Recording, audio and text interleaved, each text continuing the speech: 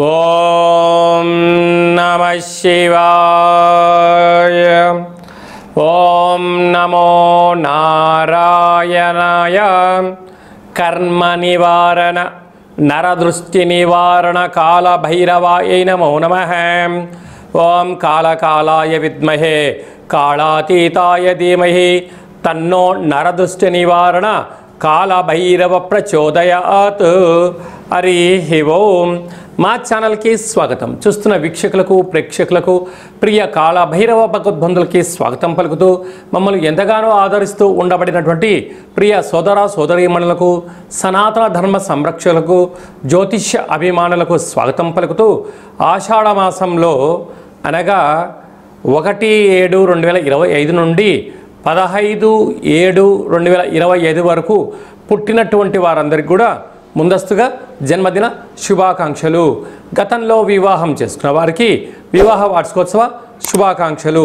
ద్వాదశ రాశుల్లో గ్రహ గమనాన్ని ఒకసారి వీక్షింపచేద్దాం. వృషభ రాశిలో శుక్రుడు నక్షత్రకారకుడు, మిథున రాశిలో రవి గురు సంచార స్థితి, కర్కాటక రాశిలో బుధ సంచార స్థితి, సింహరాశిలో కుజుడు మరియు కేతు సంచార స్థితి, కుంభరాశిలో రాహు సంచార స్థితి, మీనరాశిలో శని సంచార స్థితితో ద్వాదశ రాశుల్లో గ్రహ గమనాలు ఈ విధంగా ఉన్నాయి. ఆషాఢ మాసం మనం అనగానే తెలంగాణ యావత్ ప్రపంచమంతను కూడా అమ్మవారిని స్మరించడం, ధ్యానించడం, బోనం కార్యక్రమాలు చేస్తూ ఉంటాం.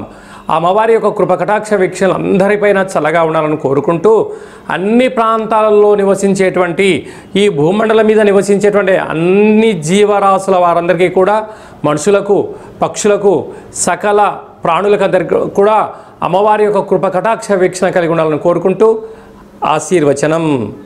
కుంభరాశి వారికి గ్రామ దేవతల యొక్క ఆశీస్సులు, కులదేవతల యొక్క ఆశీస్సులు, ఆషాఢ మాసంలో అమ్మవారి యొక్క ఆశీస్సులు ఎలా పొందాలో ఈ వీడియోలో సవివరంగా సంపూర్ణంగా తెలుసుకుందాం.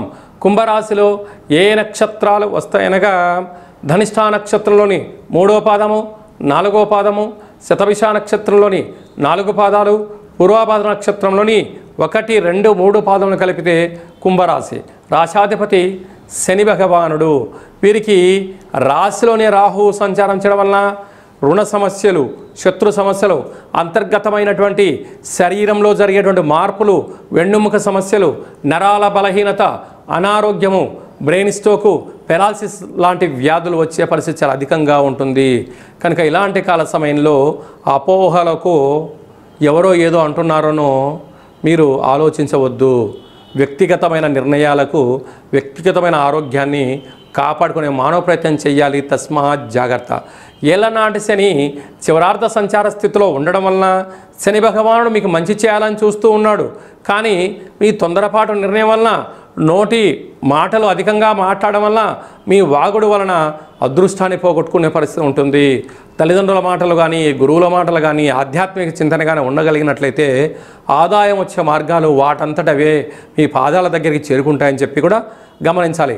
అర్ధాష్టమ శుక్రుడు ఐశ్వర్యం, ఆనందం మీ సొంతం కాబోతుంది. కాకపోతే తొందరపాటు నిర్ణయానికి ఇది సరైన సమయం కాదు. సంతాన స్థానంలో రవి, దేవగురు, బృహస్పతి ఉండడం వల్ల పిల్లల యొక్క చదువులు, పిల్లల యొక్క అభివృద్ధి, తల్లిదండ్రుల యొక్క ఆశీస్సులు, విదేశాలకు వెళ్ళాలి, పెట్టుబడులు, ఆకర్షణ, క్రయ విక్రయాలు యోగదాయకం. అలాగనే 6వ స్థానంలో బుధుడు సంచారం చేయడం వలన పెట్టుబడులు ఆకర్షించడం, నూతన పనులు ప్రారంభించాలని, వ్యాపార కార్యక్రమాల్లో అన్నింటా విజయం సాధించాలని మీరు కోరుకుంటుంటారు. సత్ప్రవర్తన, న్యాయము, ధర్మము, ఆధ్యాత్మిక చింతనే మీకు విజయానికి తొలిమెట్లు అని చెప్పి కూడా గమనించగలగాలి. సప్తమంలో కుజుడు సంచారం చేయడము, సప్తమంలోనే కేతు సంచార స్థితి, అష్టమగ్రహ సంచార స్థితి ఉండడం వలన కుజదోష ప్రభావ కారణం వలన రుణ సమస్యలు పొంచి ఉన్నాయి, శత్రు సమస్యలు పొంచి ఉన్నాయి. పోలీస్ స్టేషన్లు, కోర్టు మెట్లను ఎక్కే పరిస్థితి చాలా అధికంగా ఉంటుంది. ఇలాంటి కాల సమయంలో వీలైనంత వరకు ప్రేమికుల మధ్య సయోధ్య, భార్యాభర్తల మధ్య అన్యోన్యత, పెట్టుబడులు, క్రయ విక్రయాలు, వ్రాతకోతలు చేసేటువంటి కాల సమయంలో అష్టమి తిథి ఎందున, పూర్ణిమ తిథి ఎందున, మీ జన్మ నక్షత్రం రోజున తగు జాగ్రత్తలు అవసరం అని చెప్పి కూడా గుర్తుపెట్టుకోగలగాలి. భూ వ్యాపారస్తులు, నీటి వ్యాపారస్తులు, నూనె వ్యాపారస్తులు, ఐరన్ వ్యాపారస్తులు, వాహనాలు క్రయ విక్రయదారులు, స్వయంవృత్తులు, సేవా రంగాలు, మార్కెటింగ్ రంగంలో ఉండబడిన వారందరికీ కూడా చాలా జాగ్రత్తగా అవసరం అని చెప్పి కూడా గుర్తుపెట్టుకోగలగాలి. ఇలాంటి కాల సమయంలో గ్రామ దేవతల యొక్క ఆశీస్సులు, కులదేవతల యొక్క ఆశీస్సులు ఉండగలగాలి అన్నట్లయితే నీలం రంగు కలిగినటువంటి వస్త్రాలను, నీలం రంగు కలిగిన పుష్పాలతో అర్చన చేయడము, నల్లటి అంటే నలుపు రంగు కలిగినటువంటి గుమ్మడికాయను ఏర్పాటు చేసుకొని, దీపాన్ని ఏర్పాటు చేసుకొని గండా దీపం పెట్టి ఆ నల్లటి బొట్టును మీరు స్వీకరించగలిగినట్లయితే సకల శనిదోషం, గ్రహదోషం తొలగిపోతుందని చెప్పి కూడా గమనించాలి. మనకు ఆషాఢ మాసంలో శుక్లపక్షంలో విశేషమైనటువంటి రోజులు అమ్మవారిని స్మరించడం కోసం, ధ్యానించడం కోసం ముఖ్యమైన తిథుల గురించి క్లుప్తంగా, సవివరంగా, సంపూర్ణంగా తెలుసుకుందాం. 3వ తారీఖు 7వ నెల 2025 ఆషాఢ మాస శుక్లపక్ష అష్టమి గురువారము, హస్త నక్షత్రము, చిత్త నక్షత్రము. మరియు 10వ తారీఖున ఆషాఢ మాస పూర్ణిమ కనుక అమ్మవారిని స్మరించడం, బోనం పూజా కార్యక్రమంలో పాల్గొనడం, అమ్మవారిని స్మరించడం, ధ్యానించడం, దర్శించడం వల్ల సకల శుభాలు కలుగుతాయని చెప్పి కూడా గమనించగలగాలి.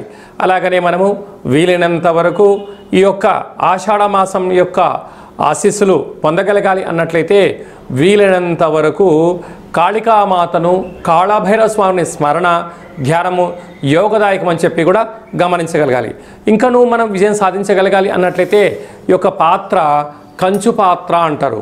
కంచు మోగినట్టు కనకంబు మోగదు గదరాసుమతి అని చెప్తూ ఉంటారు. ఈ యొక్క పాత్రను ఇంట్లో పెట్టుకొని ఇలా ఒక్కసారి శబ్దం చేస్తే ఓంకార శబ్దం రావడం జరుగుతుంది.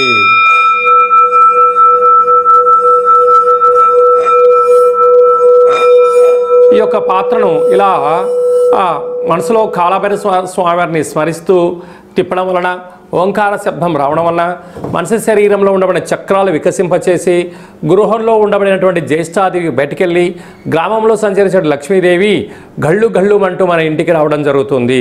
కనుక కాళభైరవ స్వామి యొక్క అక్షయ పాత్రను ఇంట్లో ఉంచుకుందాం. అష్ట కష్టాలకు స్వస్తి పలుకుదాం, అష్టైశ్వర్యాలకు స్వాగతం పలుకుదాం అని చెప్పి గమనించాలి. ఈ అక్షయ పాత్ర మీకు కాళభైరవ స్వామి యొక్క పూజ 27 రకాల వస్తువులతో దిష్టి తీయించి మీకు పంపించడం జరుగుతుంది. కనుక మనం అందరము కూడా ఆషాఢ మాసంలో అమ్మవారిని స్మరిద్దాం, అయ్యవారిని ధ్యానిద్దాం, కాళభైరవ అష్టకాన్ని వినడం, చదవడం, పారాయణం చేయడం వల్ల సకల అష్ట కష్టాలు తొలగిపోతాయని చెప్పి కూడా గమనించాలి. మీ వ్యక్తిగత జాతకం తెలుసుకోవాలనుకుంటున్నారా? మీ యొక్క పేరు, పుట్టినటువంటి తేదీ, నెల, సంవత్సరం, సమయం వ్రాసి మీరు పంపించినట్లయితే 100 సంవత్సరాల జాతకాన్ని సవివరంగా, సంపూర్ణంగా వ్రాసి పంపించి మీరు పుట్టినప్పుడు గ్రహ గమనాలు ఎలా ఉన్నాయి, ప్రస్తుతం ఎలా ఉంటున్నాయి, రాబోయే కాలం ఎలా ఉండబోతున్నాయో సవివరంగా, సంపూర్ణంగా తెలియజేయడం జరుగుతుందని చెప్పి కూడా గమనించాలి.